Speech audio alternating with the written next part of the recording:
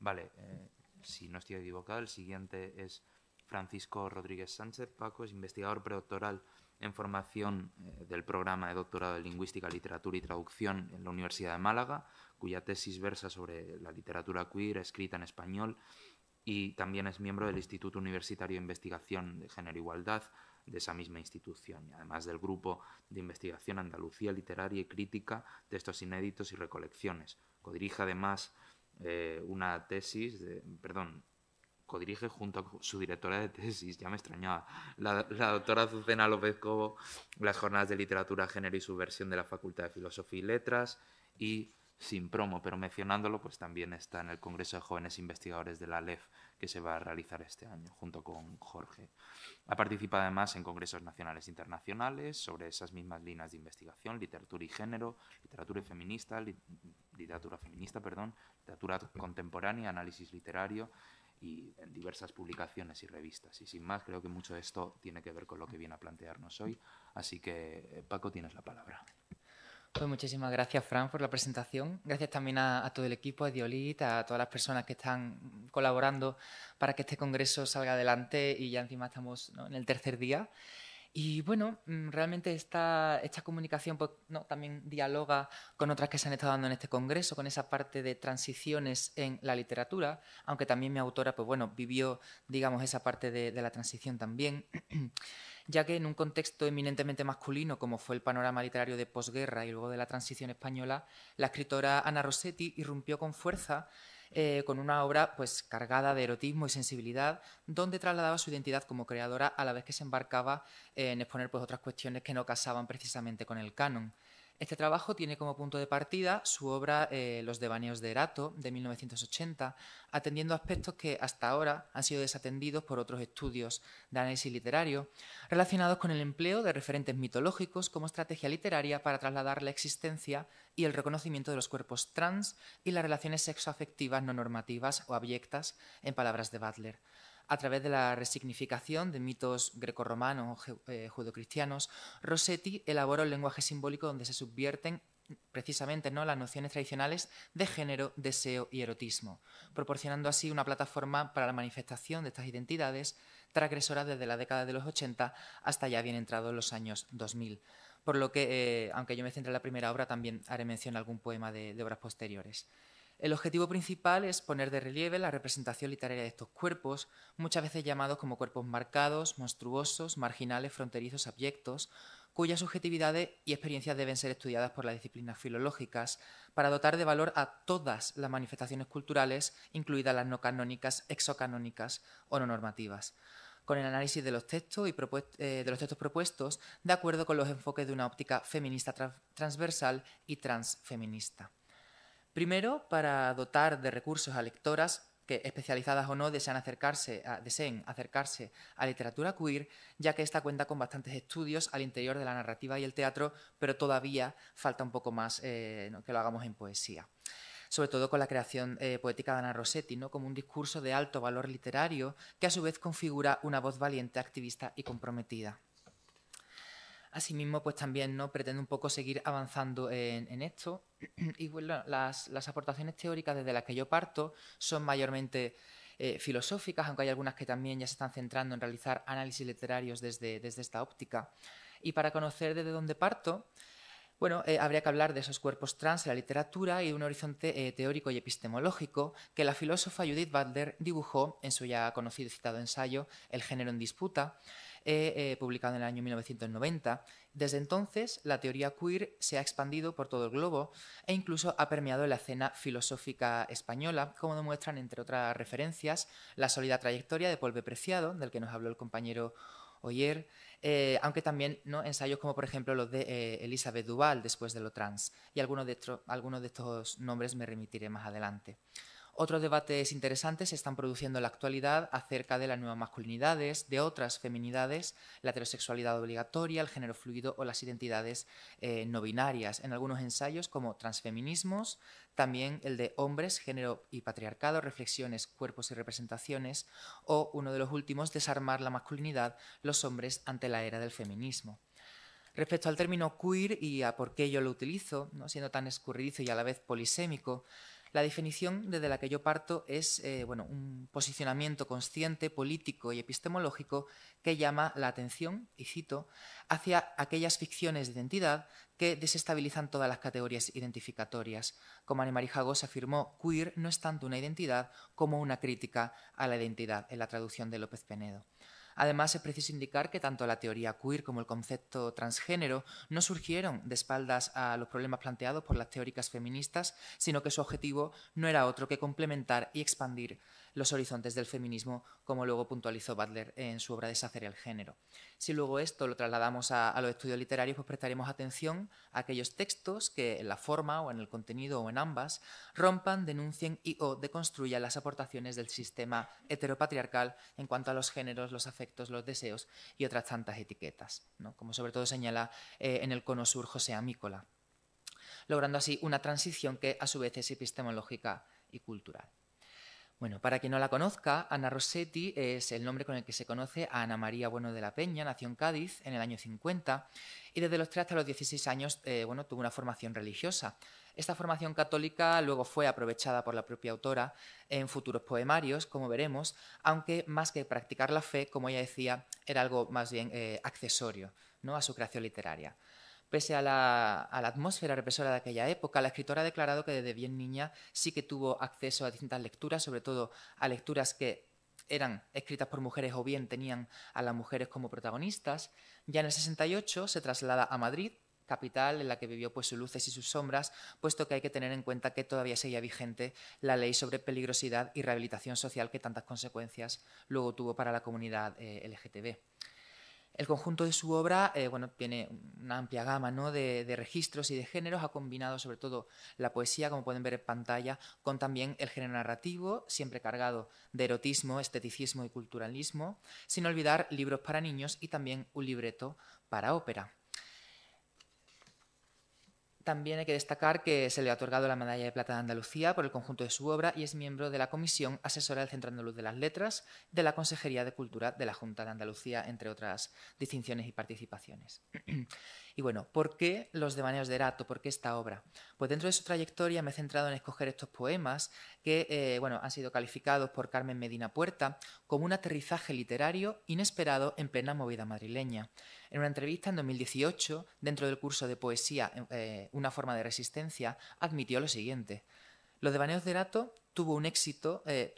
tanto éxito porque salió en los 80, aunque lo escribí antes. Pero si hubiera salido antes, los de izquierdas hubieran pensado que yo era una reaccionaria y a los de derechas tampoco les hubiera gustado porque estaba hablando de unos temas que no eran aceptables. Pues precisamente vamos a hablar de esos temas. El primero de ellos, aunque la poesía homoerótica y las muestras del feminismo en la literatura española del siglo XX ya se han dado en distintos poetas y escritores, ¿no?, y sobre todo también en poesía, pero en otros géneros, el caso de Rossetti es pionero al dar cabida a la representación de los cuerpos trans o de las lecturas de género disidente. Poner el foco en las infancias queer y en los menores y las menores de edad trans, algo sobre lo que escriben actualmente pues Sara Torres, Angelo Néstor o Elizabeth Duval, pero nuestra autora ya abrió camino, digamos, en los 80 con este poema, por ejemplo: A un joven con abanico. Y qué encantadora es tu inexperiencia, tu mano torpe, fiel perseguidora de una quemante gracia que adivinas en el vaivén penoso del alegre antebrazo. Alguien cose en tu sangre lentejuelas para que atravieses los redondos umbrales del placer y ensayas a la vez desdén y seducción. En ese larvado gesto que aventura se dibuja tu madre, reclinada en la gris balaustrada del recuerdo, y tus ojos, atentos al paciente e inolvidable ejemplo, se entrecierran, y mientras adorable y peligrosamente te desvías. Ya la temprana edad del sujeto que se describe, ¿no?, se observa desde el título, ese joven, pero sobre todo se refleja en la inexperiencia y en el poco manejo de ese abanico, ¿no?, que se empeña en domesticar en un proceso de descubrimiento, pero también de autoconocimiento. En los siguientes versos, lo que parece ser una persona masculina empieza a caracterizarse con atributos y acciones prototípicamente femeninas: el abanico, las lentejuelas, el desdén o la seducción, junto a esos redondos umbrales del placer que conllevan cruzar el límite de lo que luego tendrá, ¿no?, unas consecuencias en su deseo y en su identidad. Asimismo, la mención de la redondez también es algo que se suele asociar a lo femenino, mientras que las líneas rectas serían reservadas como elementos fálicos. En cuanto a la referencia de la madre, ¿no? Esa guía y ejemplo del joven y su mayor influencia en cuanto a los comportamientos, pero también quizás esos roles. Y aquí pues podríamos estar hablando de las teorías de la performance o la performatividad de Butler, para quien la repetición iterativa o a lo largo del tiempo de los comportamientos, discursos, ademanes, vestimenta, etcétera, son los elementos que acaban conformando la identidad de género y no esa casilla biológica que se supone que el sexo marca al nacer. Y finalmente ya en el desvío pues se vendría a anticipar ese alejamiento de la normatividad sexogenérica.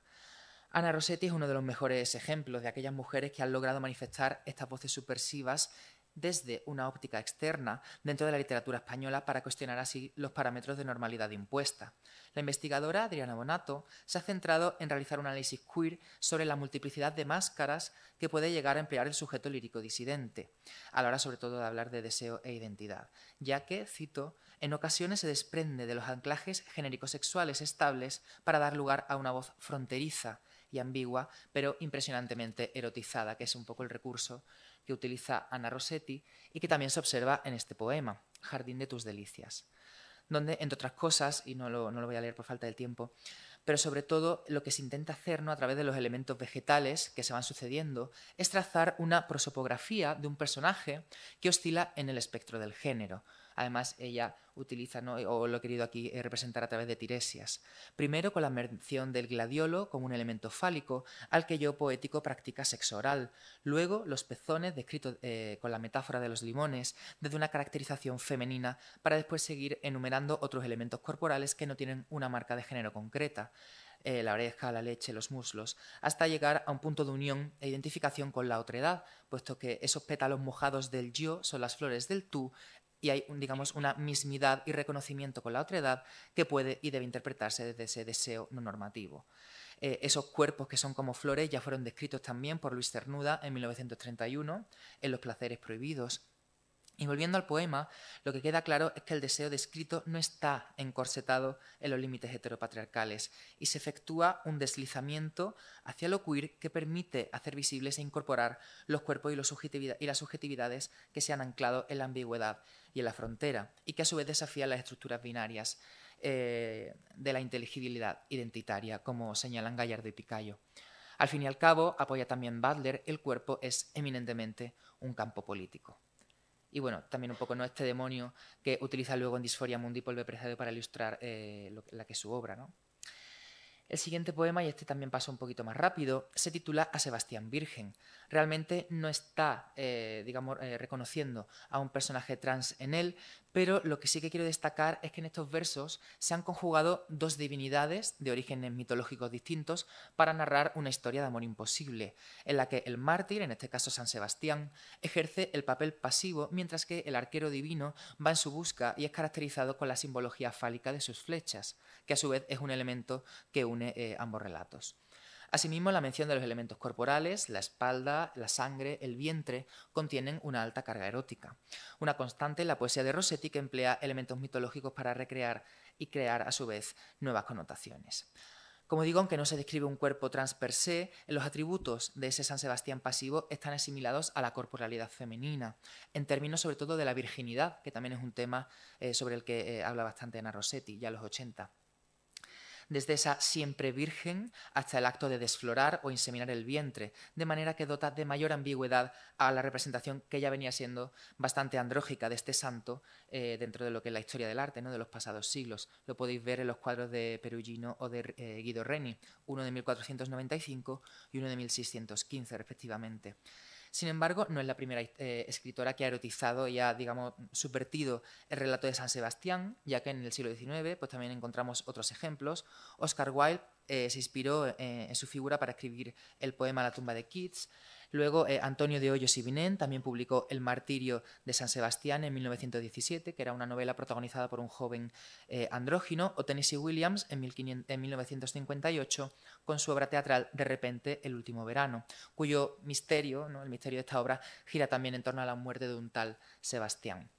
Según Silvia Schermo, para Rossetti, sexo y religión constituyen mitos eróticos absolutistas y totalizadores, que ella hace denotar al parodiar sus ritos. Más aún, al poner en un primer plano los tabús que rodean ciertas formas de comportamiento sexual a través de la religión.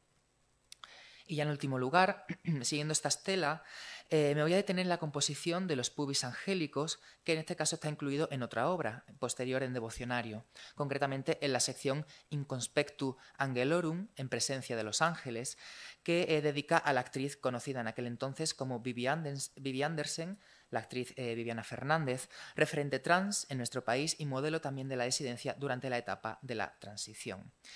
En esta etapa aumentó además la demanda de los espectáculos drags, drag queen y travestis, anteriormente clandestinos, en los cabarets, salas de fiesta y clubes nocturnos, los pocos espacios, ¿no?, al fin y al cabo, donde esas travestis habían sido socialmente visibles. Además, se trata de una visibilidad construida en torno a la ambigüedad y al morbo que provocaba en el público el desconocimiento de la verdadera identidad de ese o esa artista que tenían delante. Y el poema dice así: divagar por la doble avenida de tus piernas, recorrer la ardiente piel pulida, demorarme en el promiscuo borde donde el enigma embosca su portento, contenerme. El dedo titubea, no se atreve, la tan frágil censura traspasando. Adherido triángulo que el elástico alisa, a saber qué le aguarda, a comprobar por fin el sexo de los ángeles. Uno de los recursos más interesantes de este poema, siguiendo la lógica que articula Devocionario, es el empleo de la cuestión teológica, el sexo de los ángeles, pero planteada desde una perspectiva contemporánea. Al momento de la escritura del texto, el misterio nunca es desvelado en el poema. La voz lírica divaga, titubea, no se atreve y finalmente accede a contemplar lo que aguarda,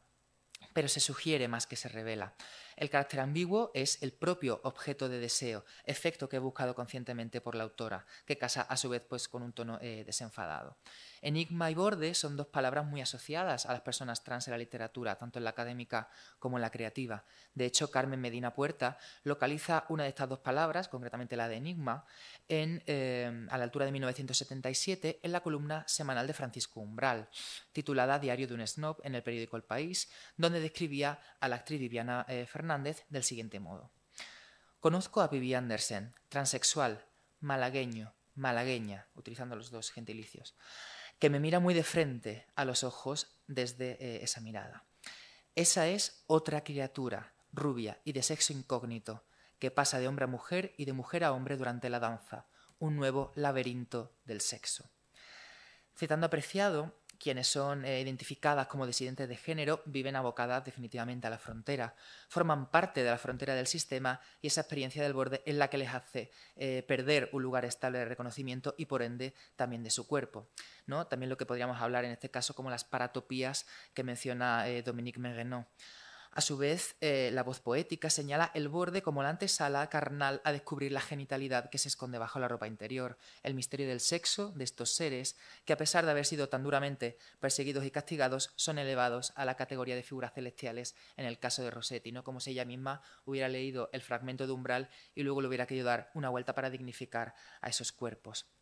Además, en la iconografía de los ángeles y arcángeles en la Iglesia Católica, estos siempre han venido siendo representados desde el Renacimiento con un carácter efébico y andrógino, tal y como refleja en su estudio Mario Ávila Vivar, ¿no?, al estudiar el cuadro de San Miguel realizado por Martín de Vos en 1581, donde el emisario divino, como podéis ver en la imagen, posee un pecho de mujer, el derecho, y otro de hombre, el izquierdo, que está en este caso cubierto por un astro. Su gesto y postura son igualmente ambiguos, pues ese cuerpo atlético y triunfante sobre el mal se articula con gracia y gesto tranquilo, ¿no?, dibujando un rostro aniñado y que no tiene un género tampoco asumible.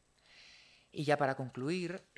quiero destacar la relevancia de Ana Rossetti como una figura dentro de la literatura española, puesto que emerge, ¿no?, como esa voz disruptiva desde la década de los 80, desafiando las normativas estéticas y temáticas dentro del sistema literario cis-heteropatriarcal. Su obra no solo aporta un enfoque innovador en el campo de la poesía, sino que también sirve como un espacio de visibilidad para estas identidades. Hay que reconocer su valentía a la hora de tratar temas que hasta la llegada a la transición en España habían sido tabú, sobre los que pesaba además una gran estigmatización social. Especialmente el travestismo, la transexualidad y la homosexualidad, que gracias al carácter irreverente de la movida, pues poco a poco, ¿no?, pudieron ir tratándose estos temas ya sin ambajes. En segundo lugar, quiero destacar, ¿no?, cómo resignifica los mitos grecorromanos y judeocristianos en su poesía, con ese uso simbólico y literario de figuras arquetípicas que pueden servir para cuestionar y desmantelar nociones tradicionales de género, deseo y corporalidad. También se ve en otros autores disidentes del siglo XX, ¿no?, cómo recurren como una especie de estrategia, ¿no?, por un lado para ocultar, pero también para evidenciar su deseo no normativo, como destacan, por ejemplo, pues Emilio Miró, Francisco Brines o Sharon Kifugalde, a la hora de hablar de la obra de Anna Rossetti, pero también de otros escritores de la época. Luego, la performatividad de género como un eje transversal dentro de lo que ha sido su obra, puesto que explora y expone esa performatividad, cómo esos cuerpos van construyendo o van, digamos, un poco creando, ¿no?, su identidad de género. Ya lo hemos visto, por ejemplo, en Un joven con abanico. De ahí que la escritora se erija como una aliada de este colectivo para dar lugar, ¿no?, a aquellos sujetos subalternos que no tienen agencia ni capacidad de hacer llegar su discurso. Aquí estaríamos hablando en términos de Spivak, de ese sujeto subalterno que al no tener agencia o capacidad de hablar, pues bueno, hay otros escritores, en este caso Rossetti, ¿no?, que de forma aliada, como digo, pueden servir para ello. Y en último lugar, pues bueno, la carga erótica de sus textos, lejos de ser un mero recurso ornamental, también se posiciona, ¿no?, para poder visibilizar a estos cuerpos, y el tratamiento del erotismo no solo desafía los tabúes culturales y religiosos, sino que también legitima estas subjetividades queer. Y ya por último, aunque el análisis literario queer ha sido más desarrollado, como digo, en la narrativa y el teatro, Rossetti demuestra que el género lírico es igualmente capaz de vehicular estas experiencias y subjetividades transgresoras. Su obra es un testimonio de cómo la poesía puede operar como un espacio político y cultural para reivindicar las vidas y cuerpos que han sido históricamente excluidos y silenciados. Y ya con esto termino. Muchísimas gracias por vuestra atención.